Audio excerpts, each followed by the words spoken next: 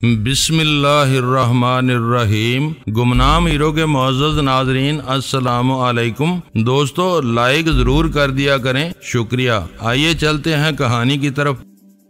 तुम अभी तक इस घर की पूरी मकानियत से बाखबर नहीं हो। यहाँ एक तय खाना भी मौजूद है। पकड़े जाने वालों को बांधकर 2-4 दिन वहाँ रखा जा सकता है। एक तरफ तुम अपनी रवानगी का प्रोग्राम बना रहे हो, दूसरी तरफ निक से उलझने पर तुले हुए हो। तुम्हारे जाने के बाद कैदियों का क्या बनेगा? वो रिहा होते ही निक को पूरी तफसील सुना देंगे। ये मैं अपनी मर्जी से नहीं कर रहा, उलझने मेरी ऊपर थोपी जा रही है। अपने लिए कोई संगीन खतरा नजर आया तो मैं निक के आदमियों को ज़िबा करके निकल जाऊंगा। बुनियादी तौर पर मैं बद्रीनाथ को तसादम की हिकमत अमली पर कोई एतराज नहीं था। वो खुद भी कश्तो खून करके अपनी राह बनाने का आदी था। इसे बाद में पैदा होने वाले पेचीदगियों की फिक्र थी। ऐसा हुआ तो क्या होगा और वैसा हुआ तो फिर क्या बनेगा। मुझसे ज्यादा देर तक बहस करने के बाद इसका ज़हन साफ हो गया। मैंने बीम गन के साथ भरा हुआ रिवाल्वर अपनी जेब में रखा तो बदरी कुछ परेशान हो गया। इसको अपनी खंजरदनी पर नाज था। वो खुले खुले मकानों में रहने वाले मतवल शहरियों की पुरसुकून आबादी थी। किसी भी घर में थोड़ी बहुत मारदार दींगा मुश्ती होती तो पड़ोसियों तक को कानो कान खबर न होती। फायर होता तो पूरी आबादी में खौफो हरास फैल सकता था।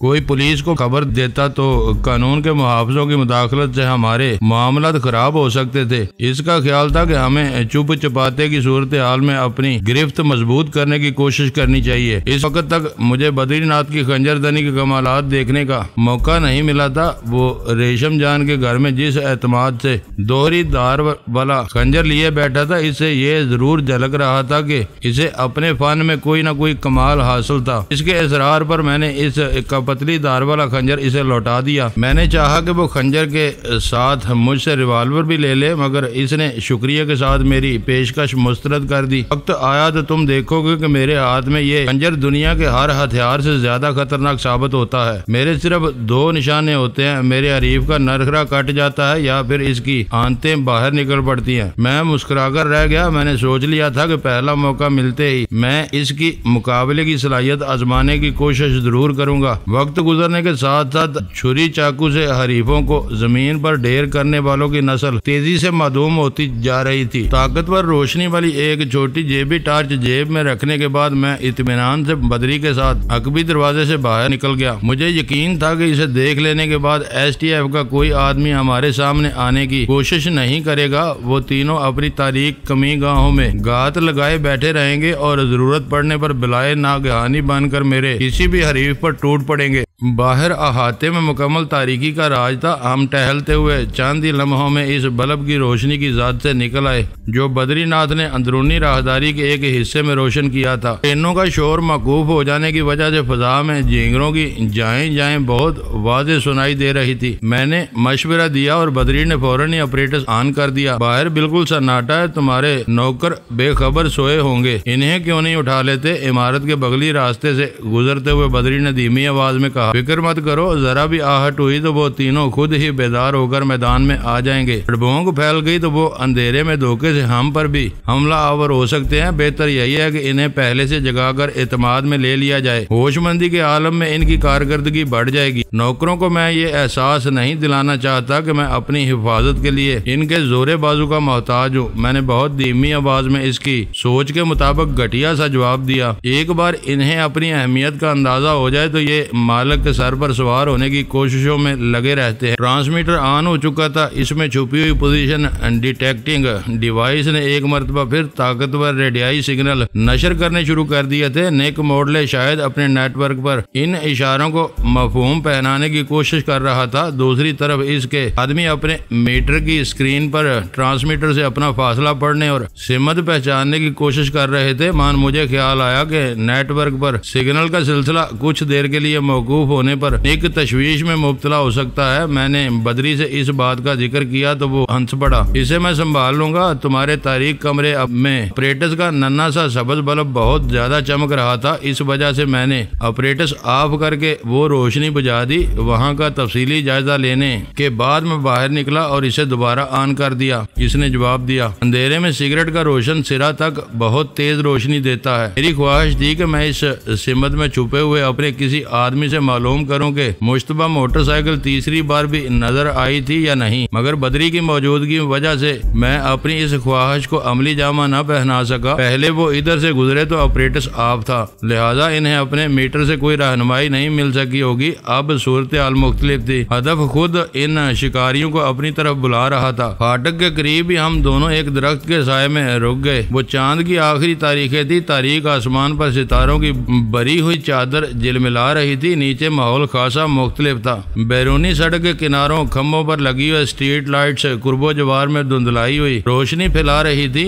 इनका इनकास हमारे अहाते पर भी पड़ रहा था, लेकिन इस सिमत से हमारा घर गहरी तारीकी में डूबा हुआ नजर आ रहा था। हम दोनों काफी देर तक वहाँ खड़े बातें करते रहे, लेकिन फजा पर छाया हुआ सुकूत बरकरार रहा। निक के आदमी अपनी तलाश से मायूस होकर लौट चुके थे, या फिर वो इतने अहमक थे कि फासला नुमा आले की रहनुमाई के बावजूद अपनी पेशकदमी की सही सीमत का तयन नहीं कर पा रहे थे। आखिर मेरे कानों में किसी मोटरसाइकिल के इंजन की मोहम सी आवाज आई जो रफ्ता रफ्ता करीब आती जा रही थी। साफ जाहिर हो रहा था कि आने वाले सुस्त रफ्तारी से आ रहे थे। कोई मोटरसाइकिल आ रही है। बदरी ने मेरा बाजू दबाकर पुरजोश लहजे में सरगोशी की। इस वक्त तक ये वाज़ेह हो चुका था कि दूर से आने वाली मोटरसाइकिल हमारी पुख्ता गली में ही दाखिल हुई थी। इंजन का शोर लम्हा बे लम्हा करीब आता जा रहा था, लेकिन इनकी रफ्तार बहुत कम हो गई थी। आखिर वो मोटरसाइकिल हमारे फाटक के करीब रोक दी गई। मेरा दिल उछलकर हलक में आने लगा। मोटरसाइकिल रुकते ही बाहर से किसी शख्स की दबी दबी हज़यानी आवाज सुनाई दी। शायद वो दो थे और एक ने अपनी साथी से कुछ कहा था। इंसानी आवाज को वाज़ेह तौर पर सुन लेने के बावजूद मैं इसका एक लफ्ज भी नहीं समझ सका था। इस आवाज में न जाने क्या असर था कि थमी हुई मोटरसाइकिल के इंजन की आवाज याकलख्त तेज हो गई और वो वहां से आगे रवाना हो गई। मेरे कान इसी आवाज पर जमे हुए थे। बस चंद सानियों तक वो शोर शराबा बरकरार रहा। फिर अचानक ही मोटरसाइकिल का इंजन एक बार ज्यादा जोर से गुर्राकर खामोश हो गया। मेरा तजर्बा बता रहा था कि दौड़ती हुई मोटरसाइकिल का क्लच दबाकर इंजन बंद किया गया था। ये 100% वही आदमी मालूम होते हैं। बद्रीनाथ मतबको तसादम के एहसास से ही दीवाना हुआ जा रहा था। पाकिस्तान की सरजमीन पर कदम रखने के बाद शायद इसके लिए वो आजादी से कुछ कर गुजरने का पहला अमली मौका था। वो अपने मीटर को पढ़ते हुए आए थे। इस वक्त बदरी अहाते की दीवार के करीब ही मौजूद था। वहाँ से पतली सड़क का फासला शायद 2-3 मीटर से ज्यादा नहीं था। इतना कम फासला शायद इनके वहमो गुमान में भी नहीं था। इज़्तिरार के आलम में मोटरसाइकिल वहीं रोक दी गई, मगर फिर इनमें से किसी एक को अपनी हमाकत का एहसास हो गया। अपने हदफ से इतने कम फासले पर रुककर वो कई मसाइल से दो चार हो सकते थे। रुकते ही वो मोटरसाइकिल भगा ले गए और थोड़ी दूर जाकर इंजन बंद कर दिया। इस वक्त मुझे दो ही इम्कान नजर आ रहे थे। वो मोटरसाइकिल को दूर छोड़कर पैदल हमारी कमीगाह की तरफ लौटते या फिर बंद मोटरसाइकिल को खींचते हुए खामोशी से वहां तक आते ताकि नामसाद हालात में फरार के लिए इनकी सवारी करीब ही मौजूद रहे। दोनों सूरतों में इन्हें हमारी तरफ आना ही था। अगर मैं इनके इस्तकबाल के लिए फाटक खोलकर खड़ा हो जाऊं तो इन्हें अपनी खुशकिस्मती पर इसी तरह यकीन नहीं आएगा।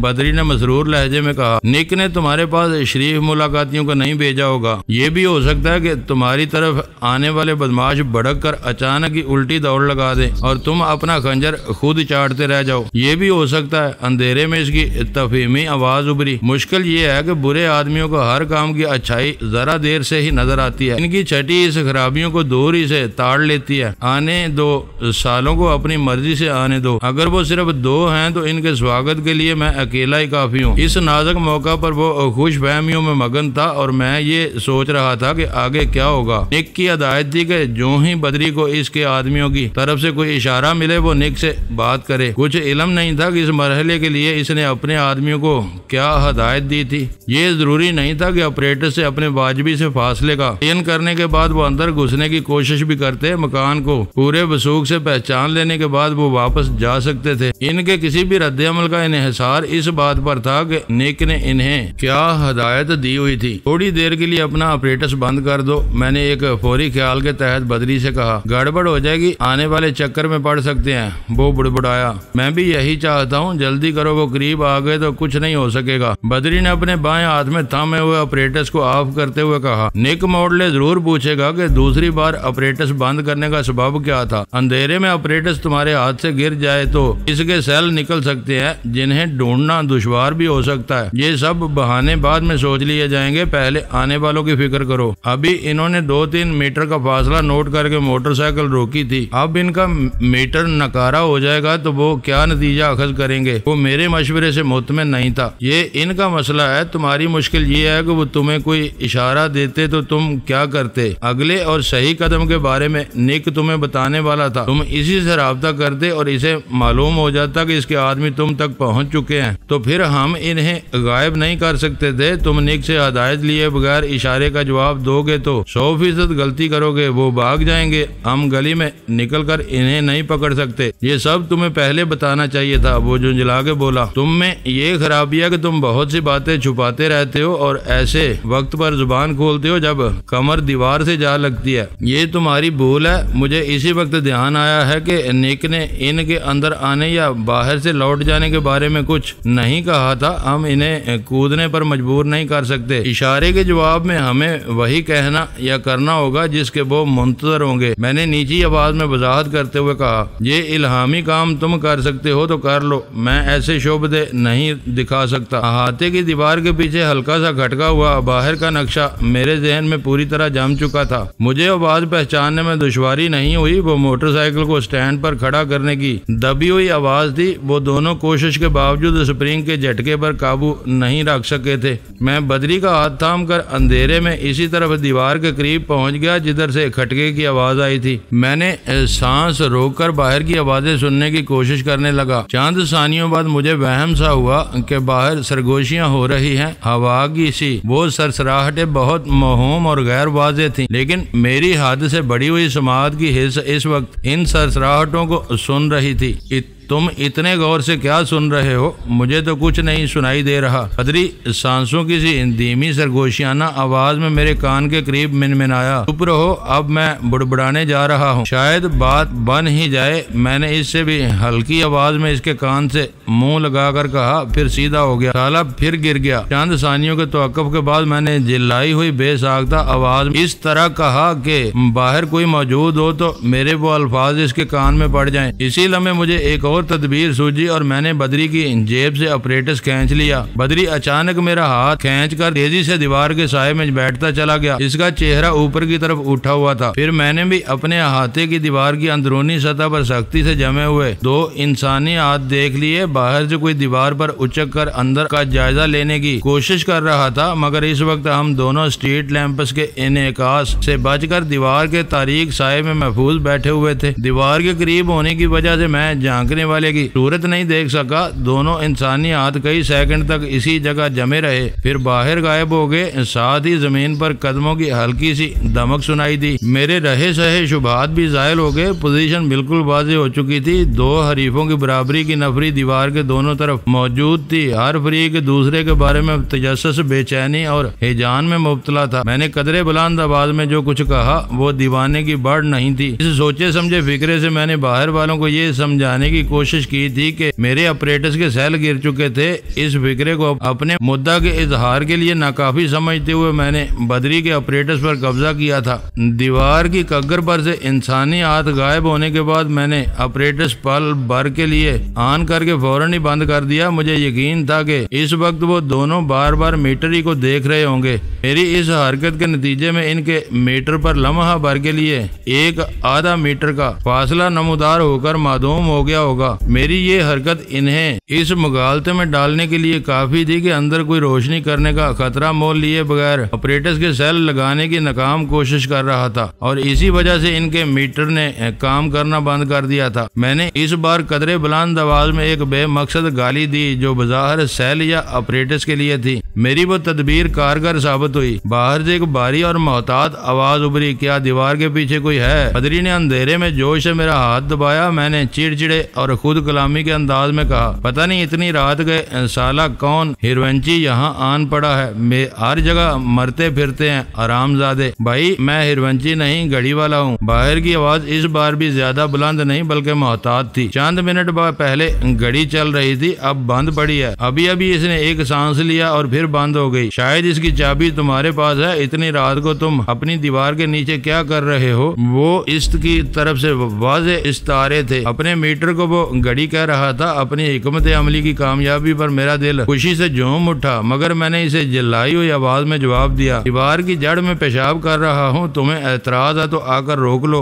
मेरे पास चाबी नहीं बल्कि चाबा है। अंधेरे में इसकी बैटरियां निकल गई हैं। पता नहीं अब क्या होगा। बैटरी के बगैर कुछ नहीं हो सकता। इसे यह ध्यान नहीं आया कि दोनों बैटरियों को बगैर इसके मीटर ने सांस क्यों लिया था। टॉम कैट बाहर से आने वाली आवाज इस बार खासी धीमी हो गई, मगर सन्नाटे में वाज़ेह थी। सुन लिया, मगर ये सब बेकार है। जब तक दूसरी बैटरी नहीं मिलती मैं कोई जवाब नहीं दे सकता। माचिस या लाइटर जलाकर ढूंढ लो। यहाँ रोशनी में हम ज्यादा देर नहीं रुक सकते। अंदर वालों ने रोशनी देख ली तो मैं बेमौत मारा जाऊंगा। मैंने चिड़चिड़े अंदाज में कहा, तुम ऐसे बेवकूफाना मशवरे देने आए हो तो चले जाओ। मुझे बैटरी से ज्यादा अपनी जिंदगी से मोहब्बत है। तो फिर दरवाजा खोल दो, हम अंदर आकर तुम्हारी मदद करते हैं। वो पेशकश बहुत हौसला अफजा थी। छोटे और बड़े दोनों दरवाजों में ताले हैं। आना है तो दीवार फांद कर आ जाओ, इधर मैदान साफ है। अगर तुमने सेल ढूंढ लिया तो चंद मिनट में सब काम सीधा हो जाएगा। चंद सानियों तक खामोशी छाई रही। शायद वो दोनों सरगोशियों में मशवरे कर रहे थे। फिर थकी थकी सी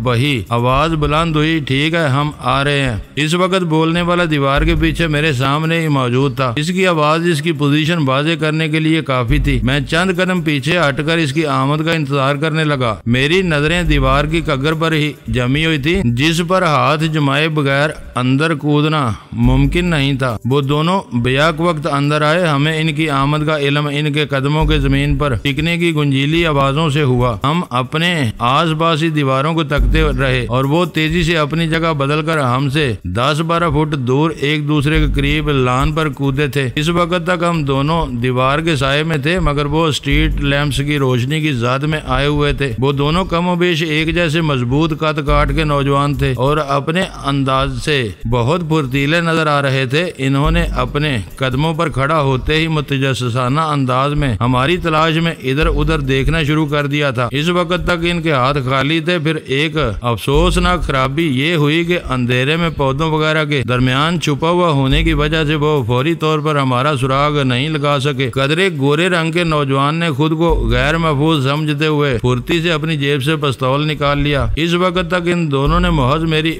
बातों पर एतमाद किया था। अमली तौर पर कोई काबिल एतमाद पहलू इनके सामने नहीं आ सका था। इनका भड़कना फितरी था, मगर बद्रीनाथ इस रात निक के भेजे हुए हरकारों को कोई रियायत देने पर आमादा नहीं था। इसके दिमाग पर अपने जौहर दिखाने की धुन सवार हो चुकी थी। इसने अचानक अपनी जगह छोड़ दी और दोनों हाथ फजा में फैलाकर किसी फुर्तीले चीते की तरह उड़ता हुआ 10-12 फुट का फासला तय करके इस नौजवान पर झपट पड़ा जिसने पिस्तौल निकाला था। मुसल्लह तसादम के आसार नमूदार होते ही STF के तीनों अहलकार नीची आवाजों में गुर्राते हुए अपनी कमी गाहों से निकल आए। बदरी का हमला इस कदर अचानक और तेज था कि इसके हरीफ के कुछ करने या समझने का मौका ही नहीं मिल सका और बदरी इसे अपनी वहशियाना गिरफ्त में लेता हुआ घास पर ढेर हो गया। वो नौजवान कद और जिसामत में बद्रीनाथ से सवा था, लेकिन इसके जिस्म पर बदरी की नपी तुली गिरफ्त इतनी सख्त और मजबूत थी कि वो बदरी के नीचे हिल भी न सका। बदरी किसी हस्तपाव बला की तरह इसके वजूद से लिपटा हुआ था। मुझे इसके दाहिने हाथ में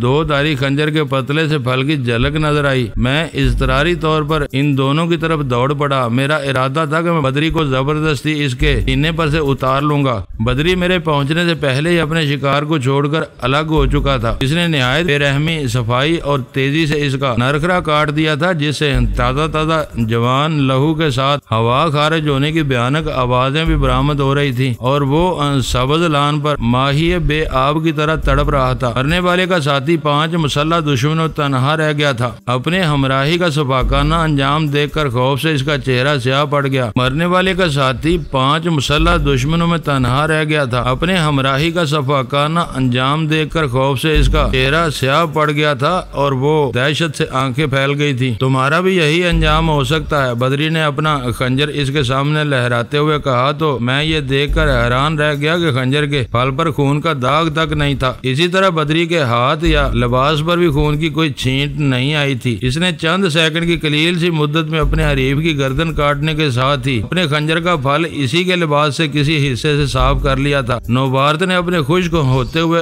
होंठों पर जुबान फेरते हुए कमजोर आवाज में बदरी से पूछा, पूछा, ये तुमने बहुत बुरा किया। मैंने आज तक ऐसा सफाक और खूनरेज आदमी नहीं देखा जो किसी को सफाई का मौका दिए बगैर यूं काट डाले। तुम कौन हो? मैं वही हूँ जिसकी तलाश में तुम मारे मारे फिर रहे थे। अब तुम अपनी कथा सुनाने में जरा भी हिचकिचाए तो मेरा अगला निशाना तुम खुद होगे। बदरी ने फखरिया अंदाज में सीना फुलाकर कहा। इसका चेहरा धुआं हो गया। बदरी के हाथों होने वाले कत्ल ने इसकी हर मजाहमती कुव्वत को उभरने से पहले कुचल दिया था। वो इस वारदात का एक मुस्बत पहलू था कि इससे पहले बाजपुर आसान होती नजर आ रही थी। मैंने इसके कुछ बोलने से पहले ही हाथ फैलाकर कहा, वो मीटर या घड़ी कहाँ है जिस पर तुम फासले पढ़ रहे थे? वो राहुल की जेब में होगी। इसके अल्फाज सुनकर मैं भौंचका रह गया। मुझे अपने वजूद की गहराइयों में सुकून की एक अजीब लहर अंगड़ाइयां लेती हुई महसूस हुई। नेक मोड़ले के लिए काम करने वाले मकतूल की कौमियत के बारे में इस वक्त तक मुझे कुछ इल्म नहीं हो सका था, लेकिन इसका नाम सुनकर मुझे ये खुशी हुई थी कि गद्दारों और साजिशियों के एक वहशी टोले की दलाली करने वाला वो शख्स मेरा हम मजहब नहीं था। मैंने चोर नजरों से देखा। बदरी के बुशरे पर दुख का एक साया लहराकर गायब हो गया। अगर इसे पहले ही मरने वाले का नाम मालूम हो जाता तो शायद वो इसे सिरे से कत्ल न करता या फिर इसे मारने में इतनी शिकावत और सूरत से काम न लेता। मगर वो मेरी बदगुमानी भी हो सकती थी। अटल हकीकत ये थी कि बदरी ने नस्ल, कौम और मजहब का इम्तियाज रवा रखे बगैर राहुल नामी एक गद्दार को हलाक कर दिया था। तुम्हारा नाम क्या है? मैंने जिंदा कैदी को घूरते हुए सर्द लहजे में पूछा। परशोत्तम, इसने हकलाते हुए जवाब दिया। हम भारतीय नहीं पाकिस्तानी हिंदू हैं। मैंने सिर्फ नाम पूछा था। मैंने बदरी का दिल रखने के लिए गुर्रा कर कहा, तुम मरीखी मुसलमान होते तब भी तुम किसी बेहतर सलूक के हकदार नहीं हो सकते थे। मैंने STF के आदमियों को इशारा किया और वो बढ़कर राहुल और परशोत्तम की जामा तलाशी लेने लगे। बदरी ने राहुल का गला ऐसी पेशावराना महारत से काटा था कि इस वक्त तक वो सिसक कर दम तोड़ चुका था। इन दोनों की जेबों से बरामद होने वाली एशिया में मजीद एक पिस्तौल, कुछ रकम, दोनों के दफ्तरी शनाख्ती कार्ड और खूबसूरत मीटर ही काबिल जिक्र था। वो दोनों शहर में शराब का कारोबार करने वाले सेठ मोहनदास की फर्म में कुल वक्ती मुलाजिम थे। इनका फासला जाहिर करने वाला मीटर मेरे अंदाजे के मुताबिक बहुत मुख्तसर बल्कि माचिस की छोटी डिबिया के बराबर प्लास्टिक के स्याह केस और शीशे के दो दूधिया डायल में छुपे हुए नाजुक आलात पर मुश्तमिल था। डायल या स्क्रीन के निचले सिरे पर एक कतार में 3 स्विच थे जो इसे ऑपरेट करने में मदद देते होंगे। इसे कुचल कर रेजा रेजा कर दो। मैंने मीटर लान पर फेंक कर खास तौर पर किसी से मुखातब हुए बगैर कहा। STF के एक आदमी ने फौरन मेरी हदायत पर अमल शुरू कर दिया। वो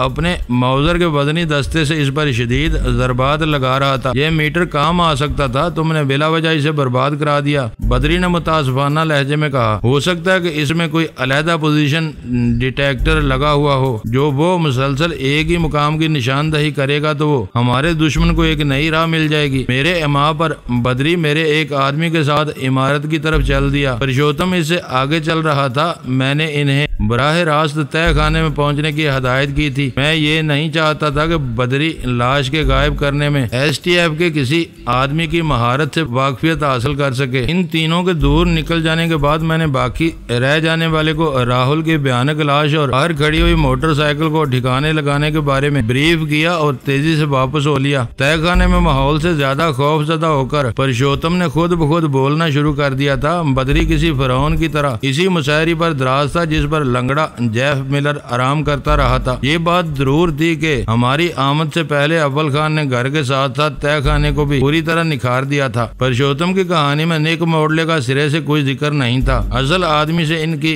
फर्म का मैनेजर वाकिफ था। वो अपने मैनेजर की हदायत की तामील कर रहे थे। मुकम्मल हदायत के साथ वो मीटर भी इन्हें इनके मैनेजर ही ने फराहम किया था और वो इसके अहकाम बजा लाने पर मजबूर थे। वो फर्म मुकामी शराब साज कंपनियों की मसनूआत पर परमिट पर फरोख्त करने के साथ साथ गैर मुल्कियों और सफारती एहलकारों के लिए बड़े पैमाने पर गैर मुल्की शराब भी दरामद करती थी। इन दोनों धंधों में मुकामी हुक्काम की मिली भगत से बड़े पैमाने पर घपले होते थे। परमिट रखने वाले के नाम पर मुकामी शराब की बड़ी मिकदार महंगे दामों पर मुसलमानों को बेची जाती थी। यही हाल सफारती कोटे पर दरामद होने वाली शराब का था। इस चोर बाजारी से हासिल होने वाली आमदनी का एक हिस्सा, बड़ा हिस्सा मैनेजर की जेब में जाता था। इसमें से वो अपनी जवाबदीद के मुताबिक मंजूर नजर मुलाजमीन को भी रकूम देता रहता था। इन गलत कामों की वजह से फर्म में गुंडागर्दी करने वालों का एक ग्रुप बन गया था, जिसे मैनेजर के जरिए पुलिस वालों की पुश्तपनाही भी हासिल थी। फिर यूं हुआ कि राहुल को अपनी बीवी की बेवफाई का इल्म हुआ। इसने पुरुषोत्तम के साथ मिलकर अपनी बीवी को कत्ल कर दिया और ये खबर उड़ा दी कि वो औरत अपने नामालूम आशना के साथ कहीं फरार हो गई। मैनेजर को किसी तरह असल वाक़े की भनक मिल गई और इसने चालबाजी से काम लेते हुए इन दोनों का एतराफ़ जुर्म पर मजबूर कर दिया। यूं वो दोनों इसके सबसे ज्यादा काबिल एतमाद साथी बन गए। मैनेजर ने मीटर देकर इन्हें ये समझाया था कि ठिकाने की तलाश में इन्हें रात के 10 बजे से सुबह 3 बजे तक शहर के एक मखसूस इलाके में मुतहरक रहना है, ताकि मीटर के काम शुरू करते ही वो तेजी से मतलूबा मुकाम तक पहुंच सके। हाँ, इन्हें टॉम कैट के कोड सुनाकर कुछ देर इंतजार करना था। वक्फे के बाद दूसरी तरफ से बिग बैंग कहा जाता तो फिर इन्हें बिग बैंग की हदायत पर अमल करना पड़ता। इसी के साथ इन दोनों को इस मकान में रहने वाले अली शेर और इसके साथी के बारे में मुकम्मल मालूमात जमा करनी थी। मैंने अंदाजा लगाया कि बैरूनी मुल्क से सफारती इस्तेमाल के लिए ड्यूटी फ्री शराब की दरामद और चोर बाजार में इसकी फरोख्त के चक्कर में निक मोडले और मैनेजर के मुरासम इस्तवार हुए। मुजरमाना जहन रखने वाले मुकामी हर वक्त निक की जरूरत बने रहे होंगे। इसने मैनेजर को गफलों में डील देकर अपने हाथों में कर लिया। इस तरह इसे एक छोटे मगर मजबूत और महफूज